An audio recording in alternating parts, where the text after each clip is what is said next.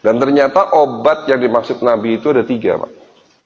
Sekarang penyakit sudah tidak lagi didominasi oleh penyakit infeksi, ya. Justru penyakit degeneratif lah, seperti jantung koroner, stroke, diabetes, penyakit hipertensi, asam urat, gagal ginjal, dan penyakit degeneratif lainnya adalah penyakit yang di dalam ilmu kedokteran, di dalam dunia medis, dikatakan penyakit tersebut tidak dapat disembuhkan. Akhirnya di sini terjadi kebuntuan. Terjadi kebuntuan bagaimana cara menyembuhkan penyakit tersebut.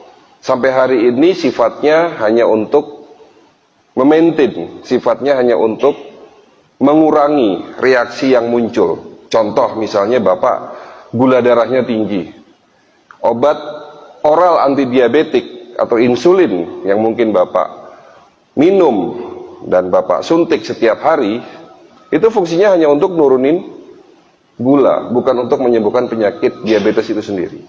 Begitu juga penyakit hipertensi, asam urat, dan lain-lain.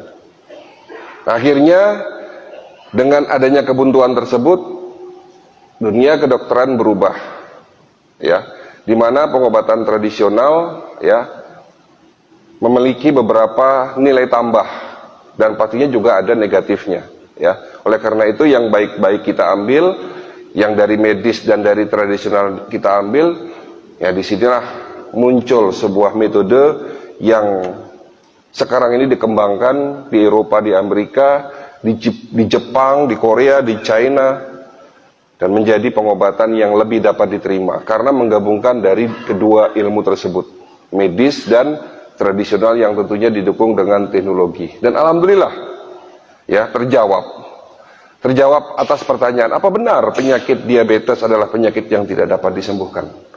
Apa benar penyakit degeneratif adalah penyakit yang tidak dapat disembuhkan? Sementara ada salah satu hadis yang menjadi pegangan kita, ya, bahwa Rasul mengatakan li kulli da'in dawaun, setiap penyakit pasti ada obatnya. Itu menjadi pegangan kita. Bagaimana caranya mengobati penyakit tersebut? Nah, ini tantangan buat kita. Dan ternyata obat yang dimaksud Nabi itu ada 3, Pak. Ya. Obat yang dimaksud Nabi ada 3. Yang pertama, obat yang kita ketahui sebagai dalam bentuk obat, ya, misalnya herbal atau obat kimia. Yang kedua, obat itu ternyata ada dalam makanan kita. Jadikan makanan kita itu juga jadi obat, bukan sebaliknya. Karena selama ini mungkin makanan yang kita makan itu justru menjadi penyakit. Nah, dan yang paling canggih lagi yang ketiga ini, Pak. Ternyata obat itu Allah sudah siapkan ada dalam tubuh kita sendiri. Nah, itu yang paling canggih. Tubuh manusia memiliki kemampuan secara otomatis dapat mengobati dirinya sendiri. Jadi terkadang kita sakit tidak sadar, sembuhnya juga tidak sadar, Pak. Karena tubuh kita memiliki kemampuan dapat mengobati dirinya sendiri. Itu yang disebut sebagai self-healing. Dan metode self-healing inilah yang menjadi dasar pengobatan holistik, ya, yang tentunya sekali lagi didukung dengan teknologi maju.